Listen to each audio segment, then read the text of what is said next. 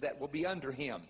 And because the prophets of the Bible saw empires forming in the last days and world leaders over them, many people want to know about America.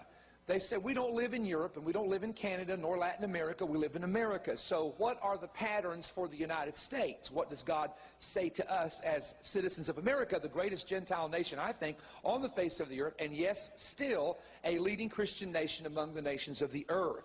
So many people have questions. So I want to say again, before we get started, that this is not a political message. Anytime you mention a White House, a Capitol, a Senate, House, Congress, a president, a leader, people think it's a political message. I do not get involved with politics, but as a prophetic preacher, I have to deal with empires, nations, and people. So please understand that even in the title of this message, that's what we're dealing with today. There are three monotheistic religions. That word monotheistic simply means they believe there is one God. Those religions all have predictions for the future. They are the religion of the devout Jews called Judaism, the religion of Islam, the Muslims, and the religion of Christianity. The Christians believe, if you are a devout Christian, there are 66 books in the Bible. They are inspired of the Holy Spirit, and they are filled with future predictions called prophecies. The Jews believe, if they are devout Jews, in the Torah, the first 5 books of the Bible, the prophets, and what is called the wisdom literature or the writings. Many Orthodox Jews, of course, would never accept the New Testament. Many devout Jews would never accept the New Testament, but they do accept what we would consider to be much of the Old Testament. Now, in Islam, they believe in what's called the Quran. The Quran was not written by Muhammad, their founder. It was written by people after Muhammad that had written down his words and his sayings, perhaps on a leaf, a parchment, or a piece of bone. Then it was compiled together in what was called the Quran. The Quran, however, does talk about the 4 Gospels. It talks about the Torah. It talks about the Psalms. The difference is that Muslims believe that Jews and Christians altered the Bible. In other words, they teach Ishmael was offered by Abraham, not on Mount Moriah in Jerusalem necessarily, but at the Kaaba, the black stone in Saudi Arabia. They have altered certain things. Abraham goes through a fiery furnace. And of course, when you really study Islam out in detail, you will discover that there were numerous stories in the 3rd, 4th, and 5th century that Muhammad apparently heard people talk about that were kind of mixed up and incorporated in some of his stories. Now, when you ask a Muslim, that's not what history or the Bible says. What they will say is Jews and Christians changed history and changed the Bible. The Quran has the actual fact. So it's a little difficult to witness to them based on just their book versus the other scriptures. Now, having said that, all 3 of these religions trace their roots to Abraham. All 3 believe in the Torah and the prophets, although, again, Muslims believe Jews and Christians have changed portions of the Bible. All 3 believe in the last days and believe there are certain signs that accompany the last days. All 3 of these religions believe there's one person that is a Savior-type person. To the Jews, he's called Mashiach or Messiah. To the Christians, he would be Christ, Jesus, our Lord. To Islam, it begins with a man called the Mahdi. You've heard me talk about that, the awaited one. All 3 of these religions believe that Jerusalem is the key and that their leader or their Messiah will one day bring forth a kingdom in the Middle East, specifically in the area of Jerusalem, and will unite people around that particular belief. So to the Christians, we say Christ is coming back and the world will be united around him. To the Muslims, it will be the Mahdi, Isa, which is Jesus, and Muhammad, but Jesus will convert the world to Islam. So in other words, it's interesting, they all 3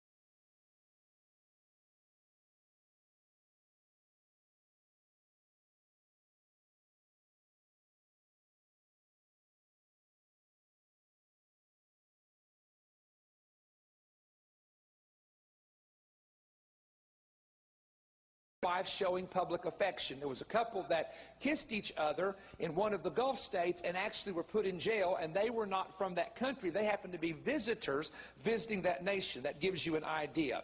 So Islamic justice simply means Islamic law will rule. Number 3, Muslims believe that this rule is initiated by the arrival of the awaited one called the Mahdi. The Mahdi is a person.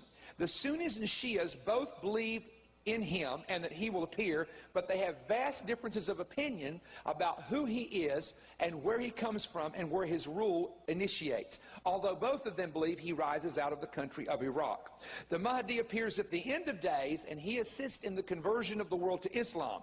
He will unite the Islamic nations according to their belief, and they will form what is called a new caliph, or a new Islamic empire. The Turkish Empire once ruled in 27 provinces in 3 continents. The Ottoman Turks, 1517 to 1917.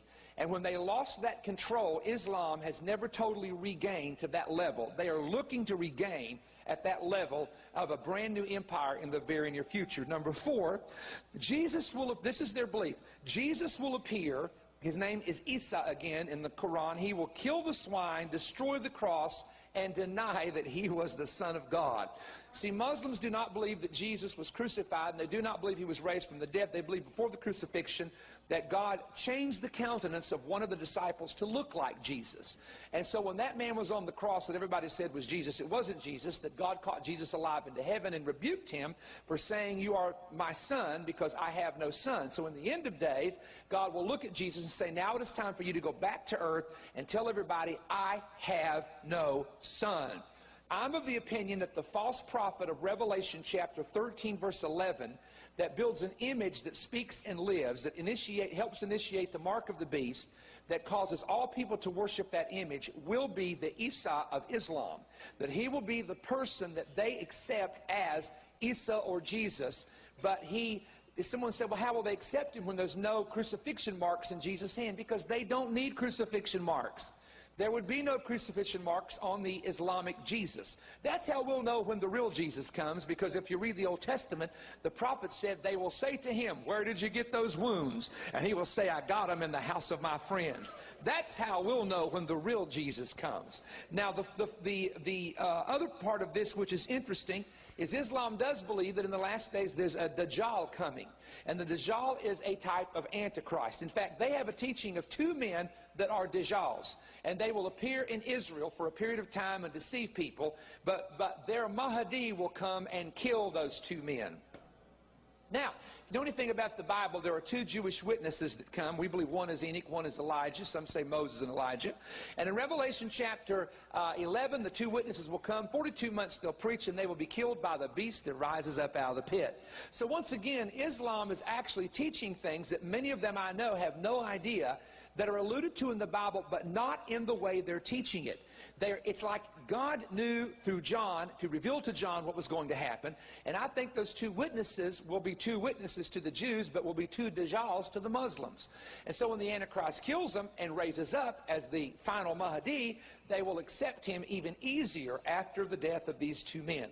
Now, having said that, number 5, Islam will eventually rule the United States of America. There's a plan called the 100-year plan that started in the year 2000, and it goes for the next 100 years to the year 2100. Now, we are now, at the time of this message, in the year 2010.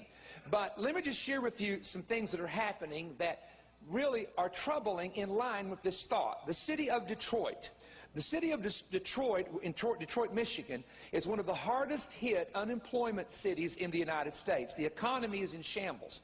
30% are unemployed, and 50%, and some say it's as high as 50%. There are others that say those that have quit seeking jobs, maybe 50%.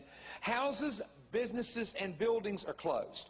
Now, what has happened in Detroit is very interesting, and I asked if this was true, and I had a friend from Northern Ohio say it really is true, that the city is allowing individuals to buy these dilapidated homes for $1. All you do is give the city $1, and then you pay taxes and the property tax, which is what the city needs, and you can get the home. The thing is, the Muslims are buying the homes up by the hundreds and the hundreds and the hundreds, meaning when the economy recovers, they'll have whole entire neighborhoods that are entirely Muslim neighborhoods. Dearborn, Michigan is an Islamic city. It's mostly Arab. There are Arab Christians, by the way, that live there, but it is just about being taken over by the Islamic religion. So Michigan is one of those states. Someone said, why? Because Michigan borders Canada. There's a whole connection here to why Michigan would be one of the cities. And number two, in the car industry years ago, a lot of the people from the Middle East moved to work in the car industry. So there's several reasons why it has been that way. So one of the things that is interesting as we relate to Islam controlling America one day, or ruling it, or having a president and a House and Senate that is Islamic, has to do with the Nation of Islam. The Nation of Islam is it's actually the African American or the black organization headed up by Louis Farrakhan, and there are thousands and thousands of men, African American men, who are involved in the Nation of Islam who consider themselves to be Muslim. When, and I think I can go ahead and share this now, but when Michael Jackson thought that he would go to prison, there was a meeting that he had, and Louis Farrakhan sent him a message. He said, Michael, if you will convert to Islam and make it known, we own the prisons in America. And I will ensure to you that you will never be raped by anybody, because your Muslim brothers will protect you and defend you in prison. And I thought it was interesting that he said, we own the prisons, because I do a lot of work with prisoners, and they will tell you that Islam among the black men in the prison is very, very high. A lot of them are Christians, and they go in and they convert to Islam because of protection or the brotherhood. Let me just tell you one reason a prisoner told me. He said, they teach us in prison that there will be a Muslim president one day, and anybody that's a Muslim in prison will be released when the president releases all Muslims out of jail. And he said that's another reason. He said the second reason is we can have up to 5 wives, meaning we can fornicate with whoever we want to. Come on, I'm preaching now. So that, I think, inspires some of these individuals to go the way they do. Islamic prophecies. Now, let's talk about this for a moment. We're going to share something with you. Islamic prophecies come from 2 main sources, the Quran and what is called the Hadith. The Hadith is the sayings of Muhammad that people heard him say. It reads like this: and I heard the prophet, blessed be his memory, say this. I saw the prophet, blessed be his memory, do that. That's the Hadith. The Quran is where Muhammad would say, and the angel appeared to me and said this, or he wrote directly something or said something directly. Both of these contain prophecies. A third source, which is not recognized among Sunnis, but can be recognized among Shia Muslims, is sermons that had been preached hundreds of years ago that have predictions in them. Please keep that in mind.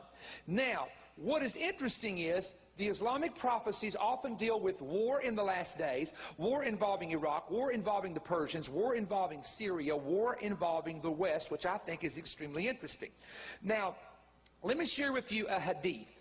One of the hadiths reads like this. We were sitting in the company of Jabir bin Abdullah when he said, quote, soon the people of Iraq will have neither any food, grain, nor any money. We asked, why would such a thing happen? He replied, because of the non-Arabs, meaning they will prevent food from going into Iraq in the form of sanctions. And this is an interpretation of this. Soon the people of Sha'am, Syria, will neither receive any money or grain. We asked why this would happen.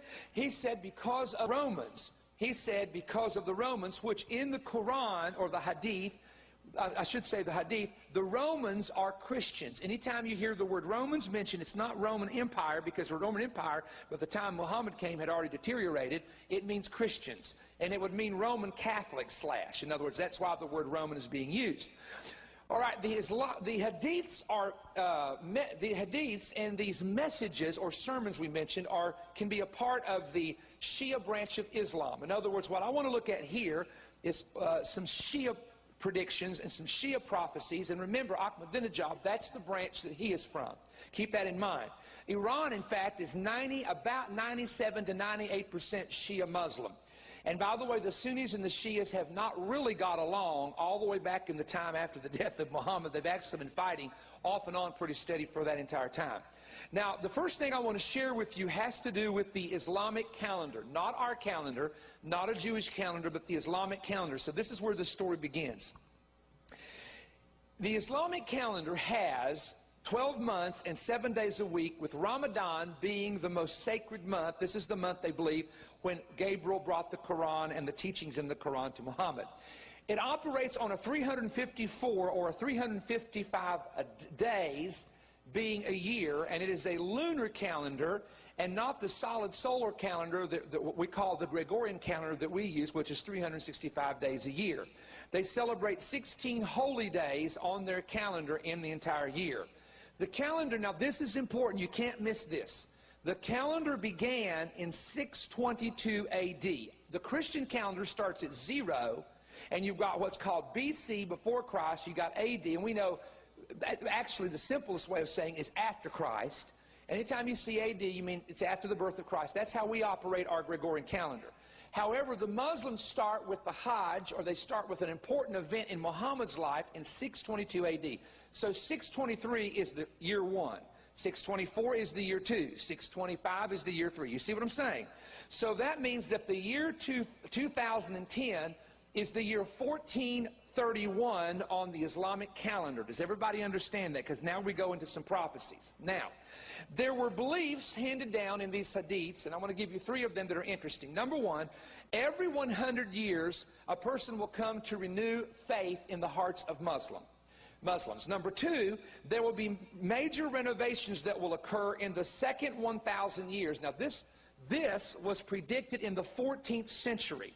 And so the second 1,000 years, if you go at 622, you got to go to 1622 to make it 1,000 years. So they're saying in that second half, there'll be many renovations that will take place. Number 3, now this is the part we're going to get into.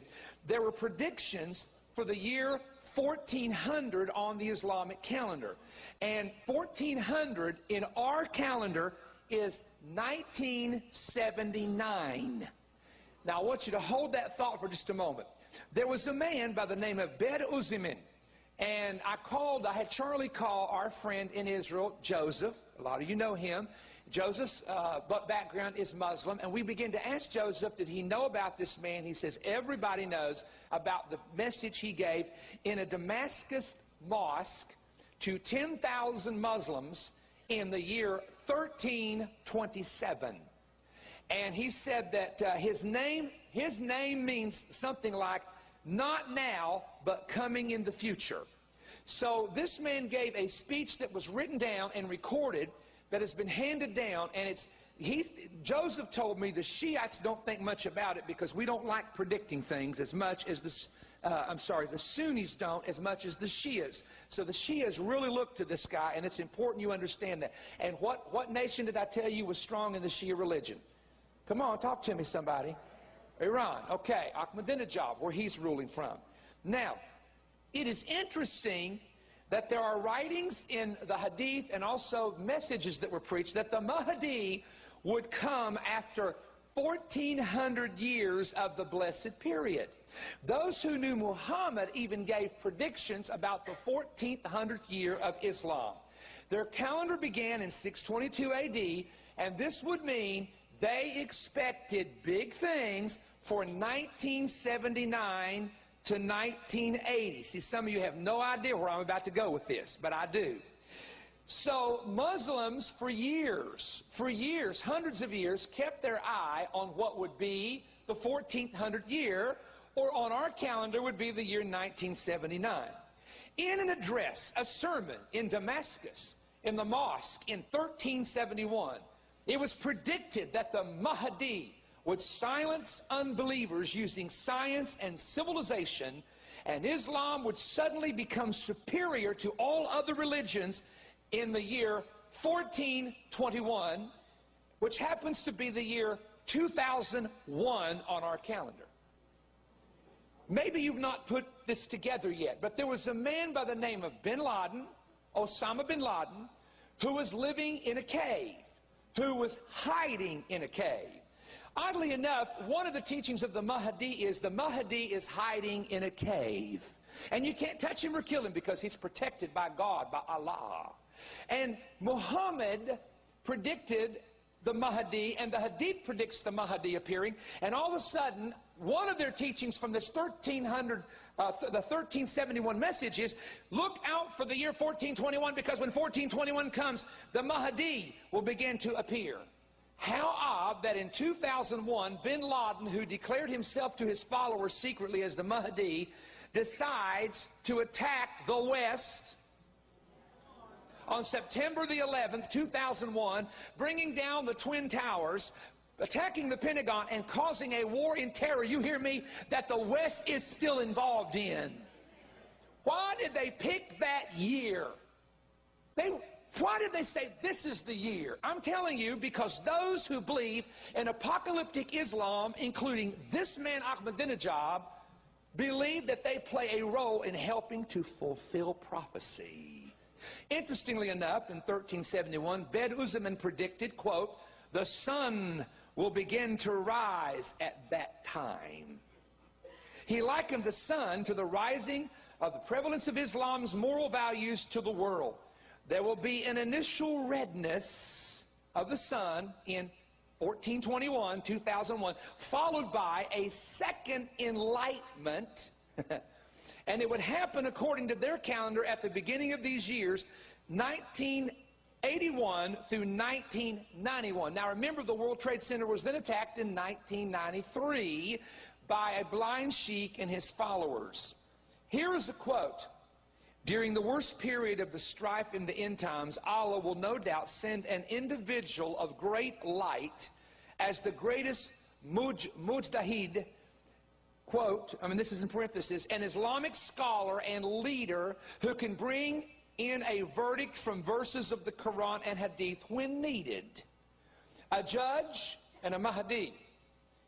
He will raise up leaders who will protect Islam at this time. The sun and light are themes that developed concerning the last day leaders who will rise in Islam. Please understand that. Don't miss that point. This man in 1327 taught that in 1400 years, or the 1400th year on the Islamic calendar, that there would be leaders that would rise, including the soon appearance of the Mahdi. I call it the theory of self-fulfilling prophecies.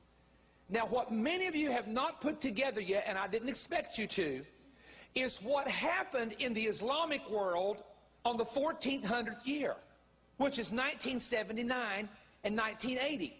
Shall we take a look at what happened those years? Number one, in 1979, there was a prediction there would be 4 peace treaties, and one would be made with the sons of Aaron, which were the Jews. The 4th one would be made between Egypt and Israel, and ladies and gentlemen, that was made in 1979. Why did Egypt make peace with Israel in 1979? Because there was a prediction that it would happen hundreds of years before, perhaps.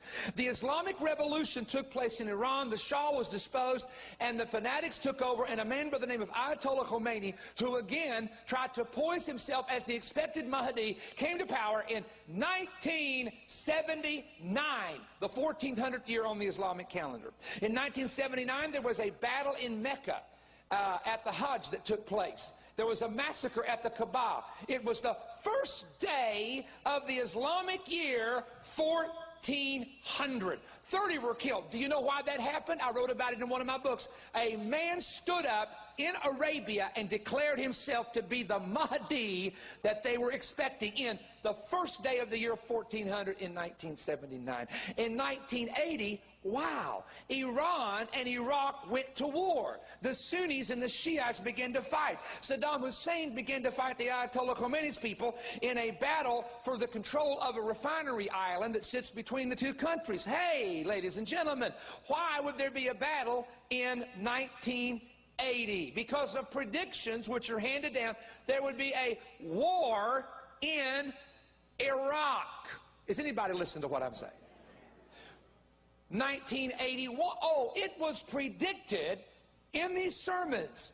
The king of Egypt will be killed somewhere following 1400. In 1981, the Islamic Brotherhood assassinated in a parade Anwar Sadat, who had made the 4th treaty, the treaty between Egypt and the Jews. Oh, I hope you're hearing me. Now, the point I wish to make is this. Why suddenly, and you can trace it back, you study it, why suddenly in 1979 in the country of Iran, the Shia Muslim, why did the Muslims have an overthrow? Why did the fanatics take power? Why did those who believe the strongest in the Mahdi come to authority and have remained in authority to this day? Because I'm telling you, they are basing what they are doing on what I call Islamic apocalyptic prophecies. This is something the West does not understand. We understand our Bible prophecies, and we look at it this way. Well, the Lord's going to do it when he wants to do it. Jesus will come back when he's ready to come back. Sure, Israel was a nation. Hallelujah. That's a fulfillment of prophecy. But these individuals, some of them, including Ahmadinejad, has believed he must do certain things in order to make the predictions come to pass and be a part of Islamic history in introducing the final man. Oh, here's another prophecy they had. Quote, before the hour comes. That means the hour, the very last days, there will be a dusty and smoky tribulation like patches of dark light. When the towers fell, and I went back to Israel, and that smoke was stirring. This is what they told me. Muslims said, we grew up as kids hearing that when you see big buildings fall, and when you see smoke and dust, it is a sign of the last days.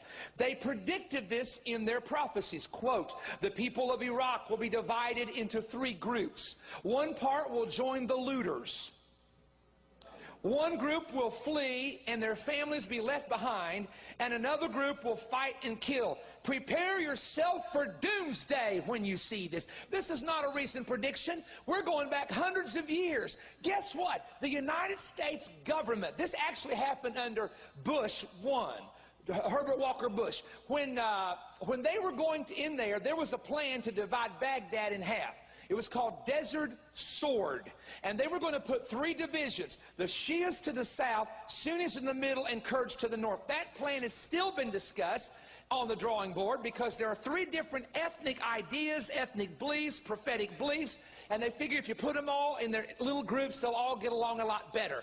Hey, folks, do you understand that this is what happened? There was a group of looters, there was a group of people fleeing, and there was a group, oh, by the way, headed up by Muqtada al-Sadr, the head of the Mahdi army, that fought the U.S. troops, put explosives out, tried to kill as many as they could to run the U.S. troops out. So what I'm saying is, as we go to war, you have another man connected to the Shia religion with his black turban on. By the way, that's in Islamic prophecy too.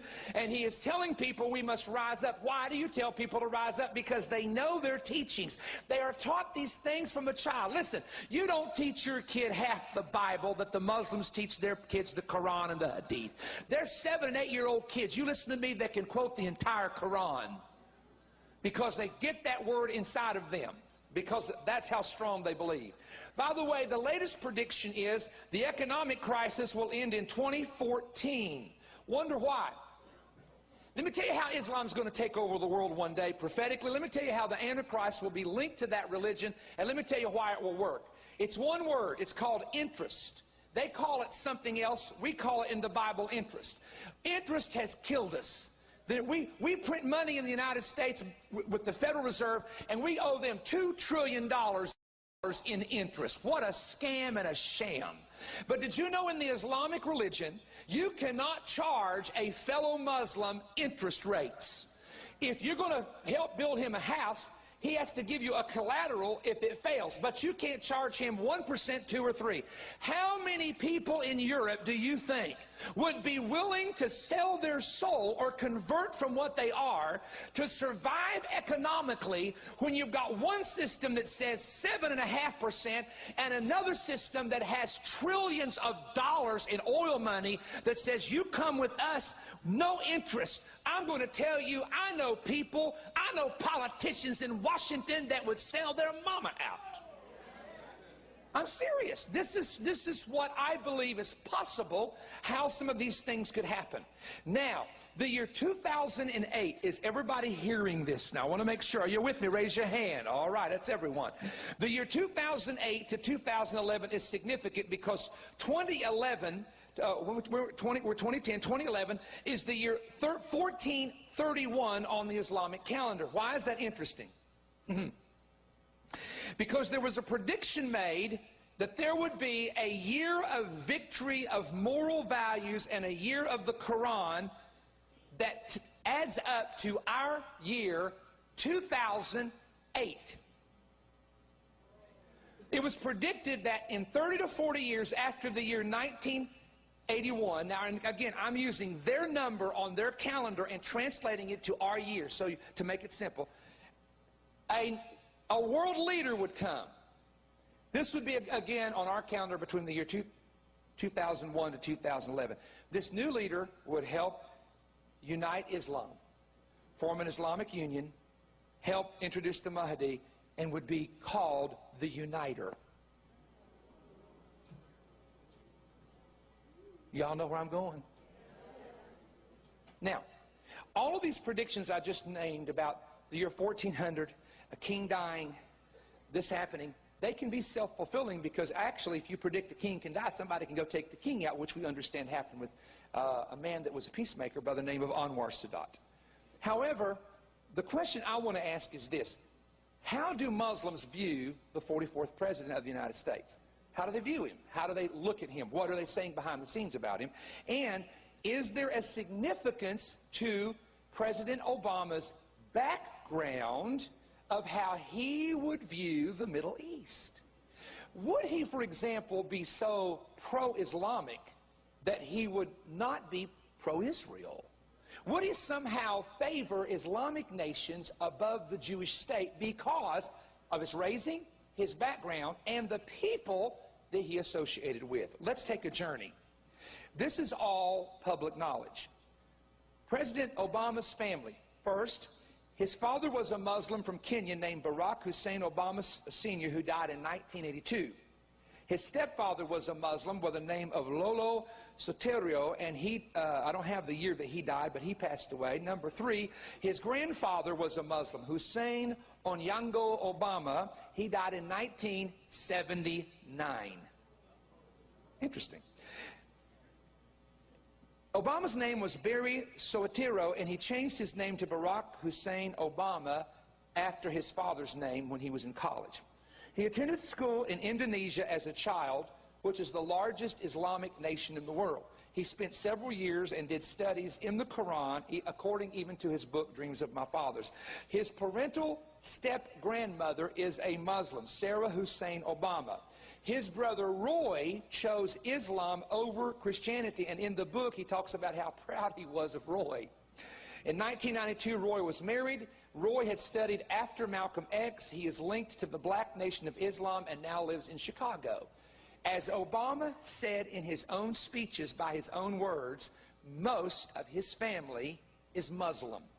Now, having said that, the strong Islamic connections. There is a fellow student who knew Obama when he was called Barry in Indonesia attending school. In 2007, a classmate named Ronnie Amaris, now a bank manager in Jakarta, Indonesia, Ronnie had a picture taken with the young Obama, and he said that Barry, that's how he knew him then, was a devout Muslim. And they played together. Obama prayed in the neighbor's prayer room wearing a sarong. That's a special prayer robe, Islamic prayer robe. Ronnie said Obama at one point had to change his religion if he ever intended later to run for the office of President of the United States, because Americans would never elect a Muslim to be President of the United States. Now, that's a friend of his talking who knew him as a young boy in school.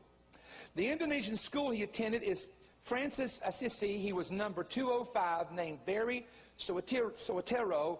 Of course, it had his father's step name on the paper. In fact, his stepfather was a citizen of Indonesia and registered on the paper, and this is the parents doing this. Please understand this. I'm not going to make any issue out of this, but he was registered as a Muslim when he entered the school. that's interesting because that's a Catholic school. And in Bethlehem, Israel, there are Muslims and Catholics that go to the same school, or Christians and Muslims that go to the same school. But they allow them to register as either a Muslim or a Christian. So in other words, if his family, in fact, he even wrote one time about his family being religious and so on, but yet there's no indication of that, they did register him under an Islamic name. Now, that's one thing. But it gets deeper when you get to the college records. Let me look at some of the close friends of Obama. College at Occidental. He had a freshman roommate named Ahmed Hussein from Pakistan, who's now a Boston banker.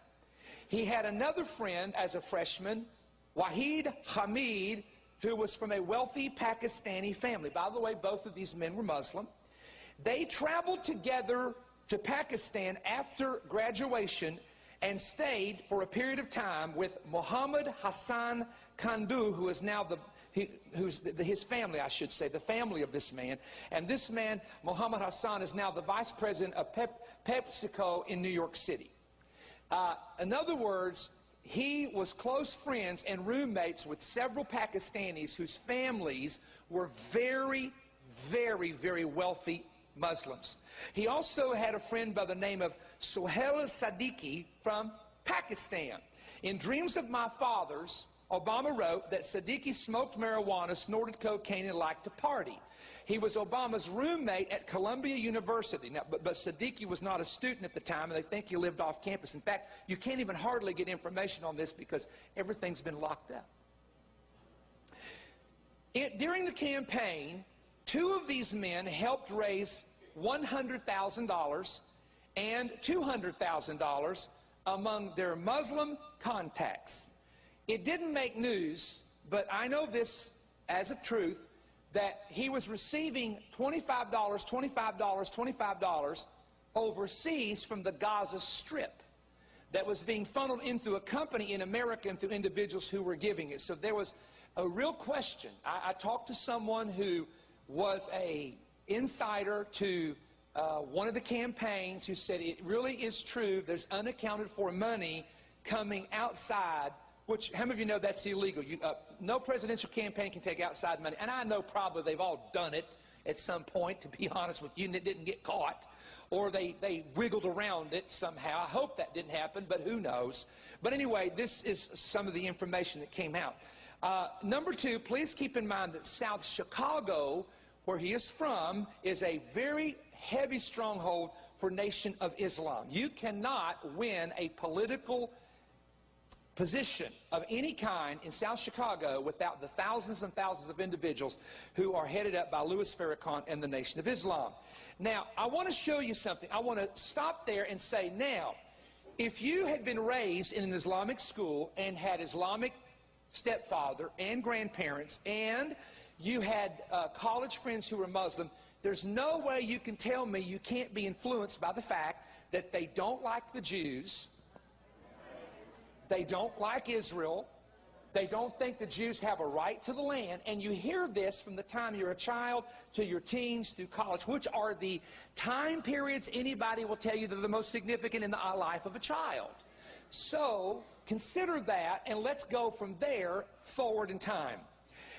This is something that I observed during the time of the election, and of course, in election cycles, you must be very careful what you say, and I didn't know what to do with it, to be honest with you. I thought, I really think there's something to this. Islam has 70 signs of the last days. Many are in the Hadith. Some are the sayings and the actions of Muhammad. The sun rising seems to come into play from time to time, and Muslims around the world who know Islamic prophecy, this is a very important prediction to them. I'm going to read it to you. The hour will not come. Now remember, when Muslims talk about the hour, it's the last days. The hour will not come until the sun rises from the west. When the people see it, then those who are on earth will believe. But that is the time when belief will not profit a soul which did not believe before the time. Now, I did an Islamic commentary to try to find out, different scholars, what do they think the sun means in this prediction. One prediction, or one commentary said, the sun rising in the west and not the east is a prediction that that's what will happen. It will actually come up from the west in the morning instead of the east. Now, I read that and I thought, now, wait a minute, whoever gave that commentary has to understand everybody's dead at that point. If the sun ever comes up in the west instead of the east, the earth has shifted, everything's gone backwards, we're all dead, and that's not biblical. Come on, we're going to rule 1,000 years on earth that it still exists. So number two, the second interpretation was the sun or the light of Islam, the truth of Islam, as they would say, will shine in the Western nations and be received well. That's a common prediction. Number three, third prediction is the sun is a messenger, a person, a leader who will come out of the Western nations and not only be positive toward Islam, but help promote Islam and protect and defend Islam, and eventually many will be converted to it. Louis Farrakhan believed the third one. I saw him preach on television in Pensacola, Florida, and I decided I just wanted to see the whole speech. He is a very charismatic individual. There's no question about that.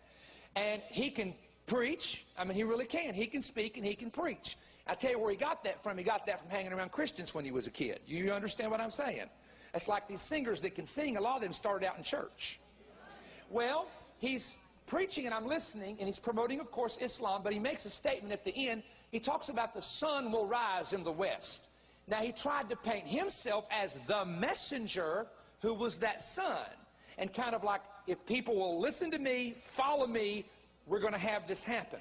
However, in the 1974 Savior's Day address, the Honorable Elijah Muhammad said, quote, "You are witnessing the setting of one sun and the rising of another." And that was in 1974. Louis Farrakhan made this statement. I have the exact words as he made it.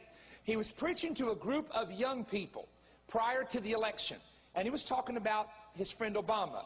He said, quote, "You are the instrument that God is going to use to bring about universal change. And that is why Barack has captured the youth, and he has involved young people in a political process that they didn't care anything about. That's a sign. When the Messiah speaks, the youth will hear, and the Messiah is absolutely speaking." Now, why would they, and he later came back and said, no, I'm talking about this, no, I'm talking about that, but the speech in the context pretty much says it all. Why did he say that? Well, I was curious about something, and let me just read this before we show it to you. This was during the campaign. On Friday, June the 20th, a new seal debuted on Obama's podium Friday. Using iconography instead of the U.S. presidential seal. In other words, it was a replacement of the U.S. presidential seal. The blue background, the eagle clutching the arrows on the left, the olive branch on the right, but the symbolism is different. Instead of the Latin e pluribus unum, out of many one, Obama's version reads verso possumus, rough Latin for yes, we can. Instead of the seal of the President of the United States, Obama's website address is listed.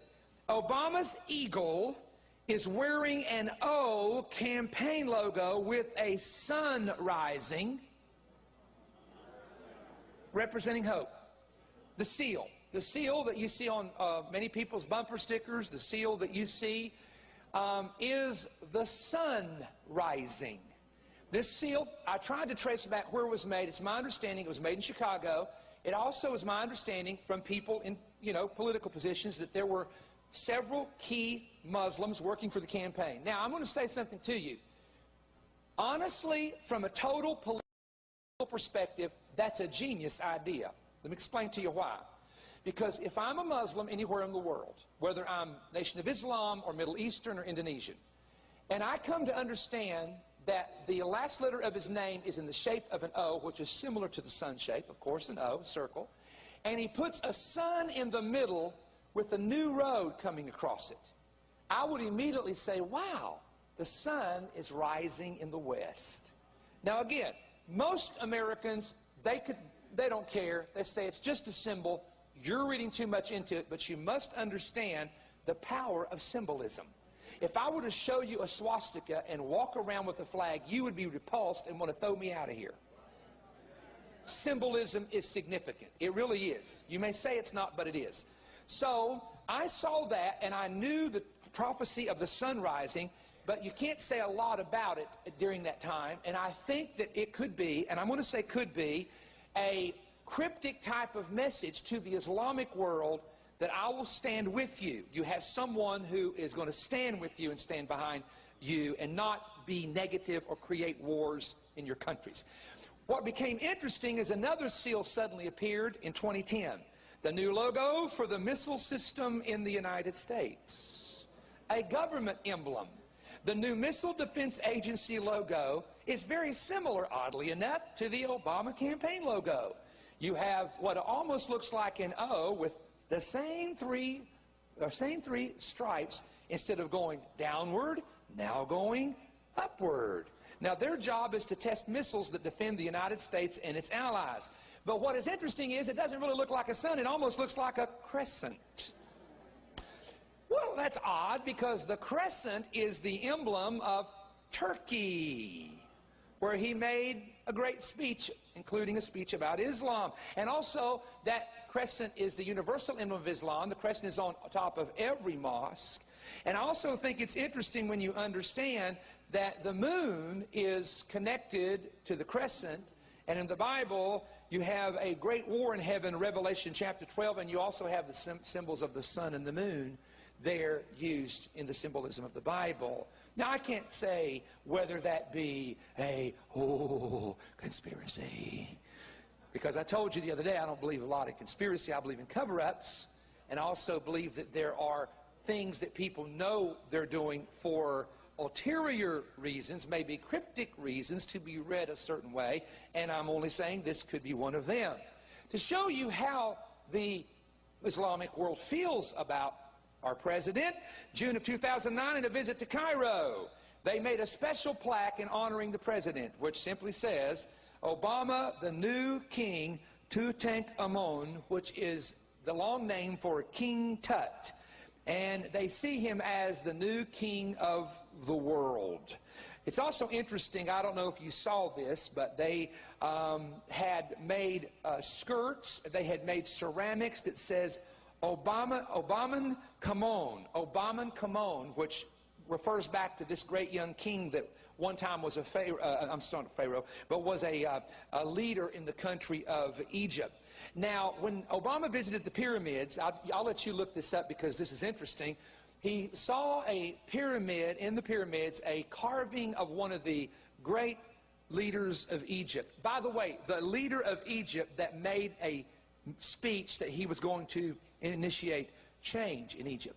And it looks exactly like him. And the commentator even picked it up on the video. It looks like me. The ears, the cut on the chin. It really is quite fascinating, to say the least.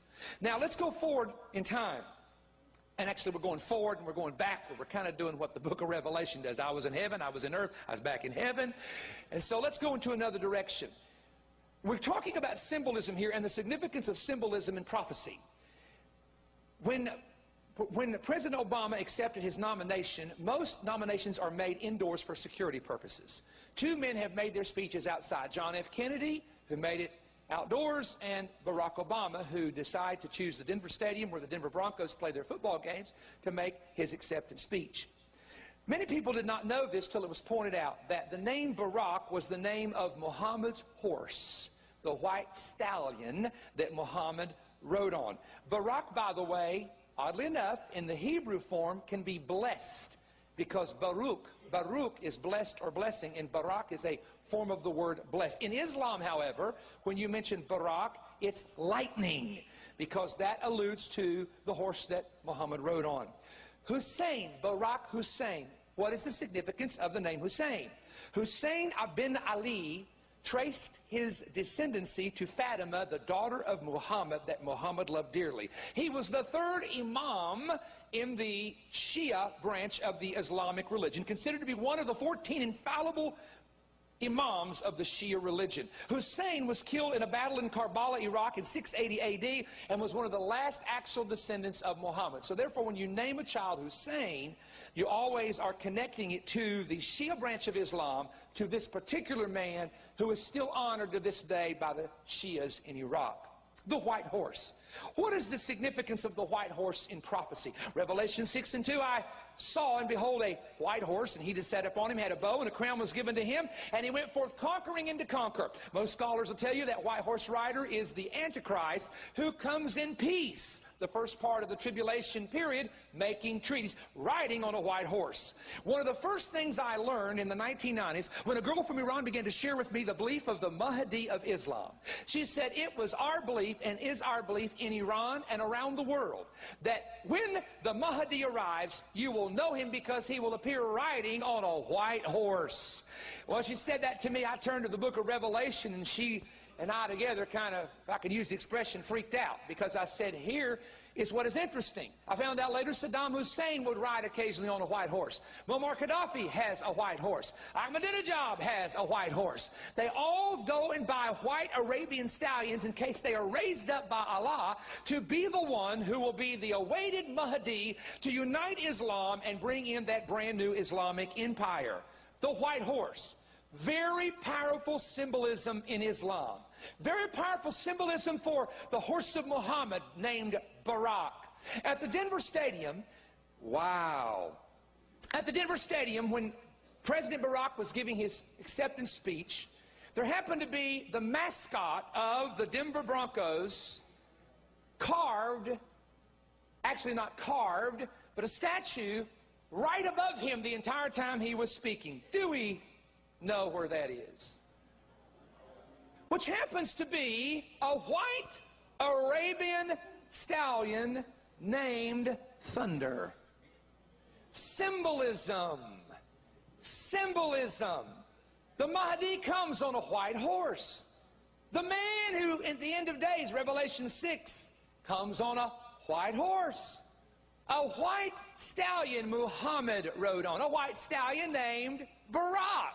Barak making a speech with a white stallion above his head. Let me just say something to you.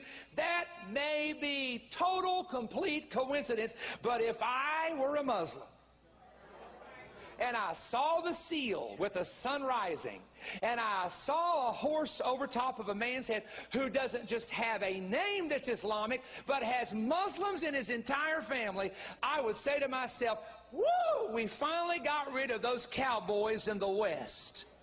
And now we're going to have somebody that's going to maybe bring peace and initiate some justice for us in the Islamic world. Remember, it's about symbolism. A message to the outside world can be said without saying anything. The point is this: it's to paint the idea that there's a messianic figure, and they use many times symbolism to do that. Now, I'll show you something else real quick. I don't want to make a big issue out of this, but this is significant. During the campaign, he refused to wear an American flag. When asked, how come you don't wear an American pin like the other candidates, he said, I quote, I decided I won't wear that pin on my chest. Instead, I'm going to try to tell the American people what I believe and make this country great, and hopefully that will be a testimony to my patriotism.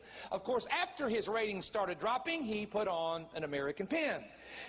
His idea was, now listen, he didn't really want to offend anybody outside of the United States. That's like a preacher saying, I'm not going to preach the truth to you because I may offend some of you. The truth is what sets you free. Notice this. When the national anthem, now this was not the Pledge of Allegiance, that was what was reported on the internet, that was incorrect. But the national anthem, oh say can you see, every candidate on the platform did what all Americans do in the sports stadium, put their hand over their heart in honoring the soldiers and the people who have passed away. Picture was snapped, would not put his hand over his heart. Very, very unusual. Now, things like that to me, I could say, hey, maybe he wasn't thinking, he may have had something on his mind, so I can always give anybody the benefit of the doubt. But then you keep coming up with the information and you say to yourself, okay, is this being done on purpose? Is this being done on accident? Is this just a coincidence? We report, you decide. You know what I'm saying? I do remember this. I do remember that during the campaign, when people simply called him by his full name, Barack Hussein Obama, the CNN and MSNBC went into a rage. And they said these people are Islamophobic, using his middle name. And he literally would not use his middle name or emphasize his middle name during the entire campaign. Interestingly enough, on his interview with Arabic television, in his interview and speeches in Turkey, and his appearance in Egypt, he is proudly introduced as Barack Hussein Obama. Now, doesn't want to use it much in America, but uses it in the Islamic world. From a political perspective, honestly, great idea. Brings the crowd in with you. Makes you feel like you're with them and they're with you. Politically, great idea. But I don't like double standards. If you're going to say your name their way, use it as president. Don't be hesitant to use it in America, because there's nothing wrong with the man's name. Barack is in the Bible, folks. There was a man named Barack that was there's nothing wrong with his name, but it makes you begin to think, why won't you do it here? Well, you do it there. And the answer would be because of 9/11 and the war on terror, there would be people that would be a little bit cringe when we're fighting a Saddam Hussein, or we have people in Pakistan with that name who want us dead. It just does create. Can I give you the comparison? Oh, I better not do this. Somebody's going to really criticize me if I say this. But never mind. No, I'm really going to leave that alone. That's not wise. Number two, statements that he made in Turkey. He made the statement, we are not at war with Islam, nor ever will be. Now, while that's true, we are at war with Islamic fanatics. Folks, everybody were fighting in Pakistan, and everybody were fighting in Iran, and the guy that tried to blow up the car in New York, they were not Baptist. Nor were they Presbyterian, nor were they Catholic, nor were they Buddhist, and nor were they Hindu. In case Washington has not noticed, let me put them on notice. Everybody we're killing in these countries that want us dead are Islamic fanatics.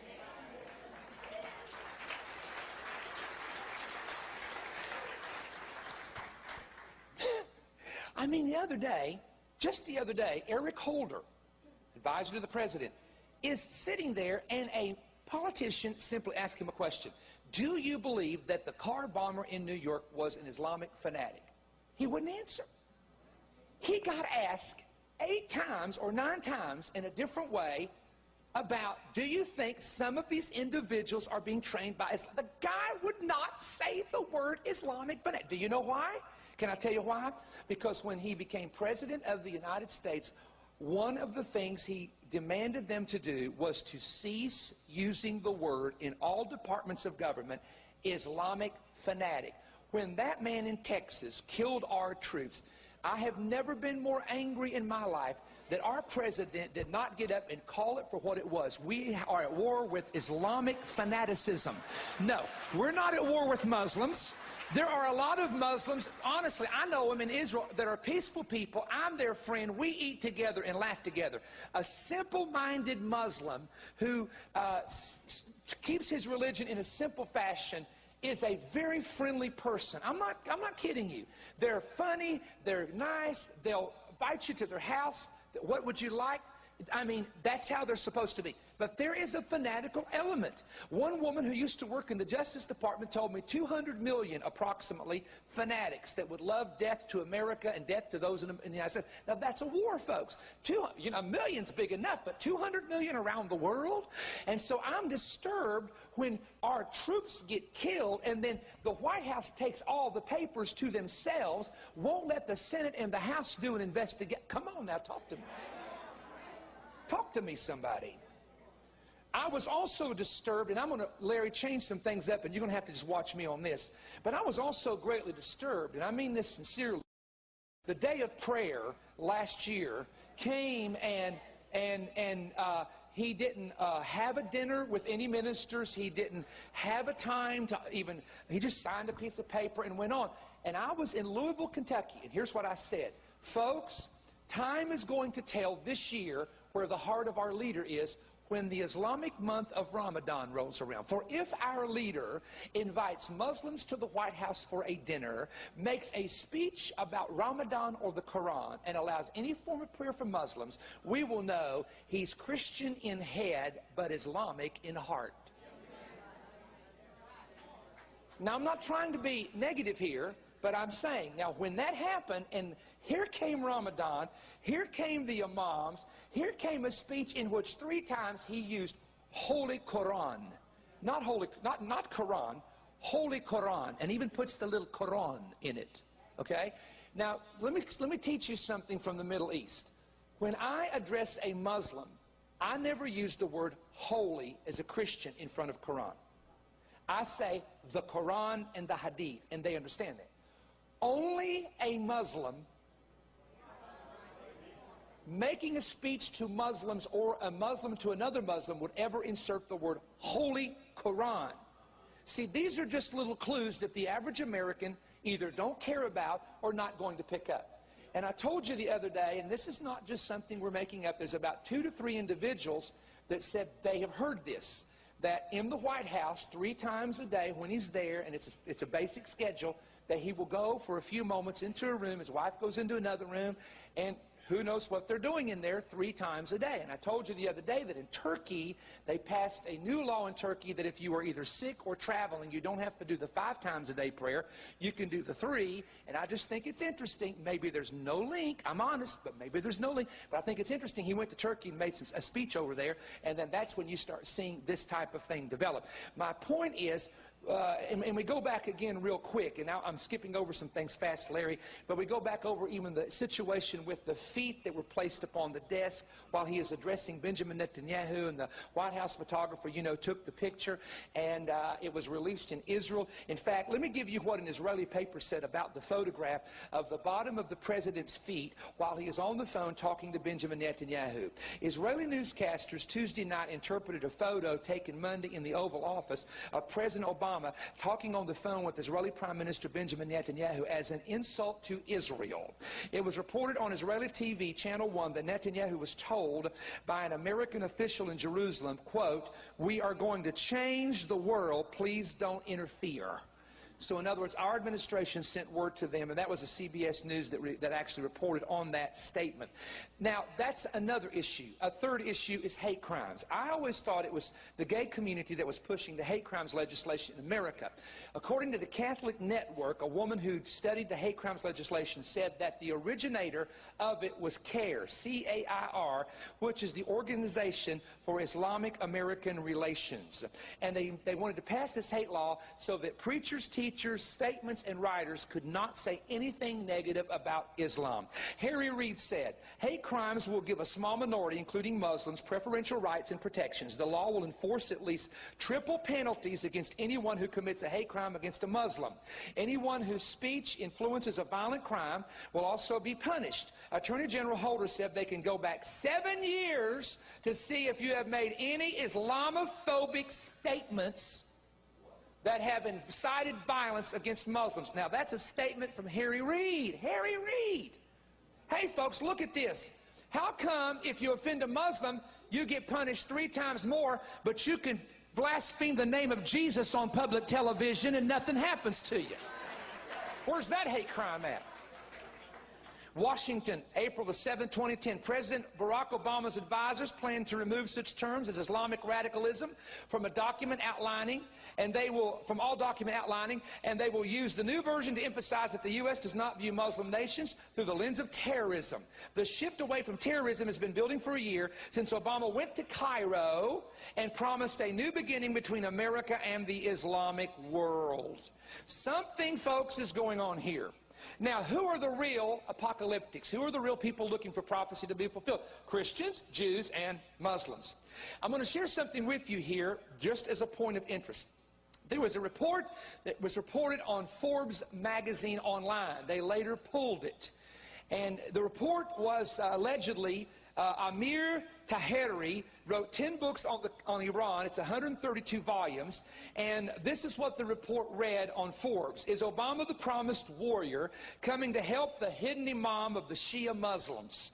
A pro-government website, this is Islamic website in Iran, published a Shia text from the 17th century And it comes from Bahar Anar, Under Oceans of Light, by Mullah Majlisi, 132 volumes that form the basis of the modern Shia Islam. Let me stop and tell you, Sunnis totally don't accept this. They only accept a hadith that's old. And most Muslims would not accept this if they're Sunni, because they only want the ones that are directed from Muhammad. But the Shias, remember, they take sermons, they take speeches from their imams, and they take them as inspired. Here's what it says. According to tradition, Imam Ali ibn Ali Talib, Muhammad's cousin and son-in-law, prophesied at the end of times and before the return of the Mahdi, the ultimate savior would come. A tall black man would assume the reins of a government in the West, commanding the strongest army on earth. The new ruler in the West will carry a clear sign from the third Imam, whose name was Hussein ibn Ali. It concludes the Shiites should have no doubt at that point that he is among us.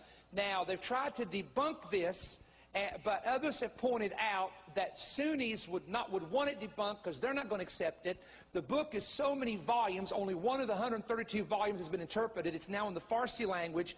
But if the government did report this, then could it be, and I'm only asking, could it be why Iran is building a nuclear arsenal, has biological and chemical weapons, and we're doing nothing about it? Maybe. I cannot answer it for certain, but is it perhaps possible that that is what is taking place? Now, my greatest concern as a Christian and as a minister of the gospel is simply this. My greatest concern is, in order to try to appease 1.4 billion people that are a part of his family background, in order to appease the friends that helped finance him, which were many Muslims, as I told you, former college friends raising funds, that he will be willing to compromise with the greatest democracy that we have in the Middle East and the greatest friend we have, which is the nation of Israel.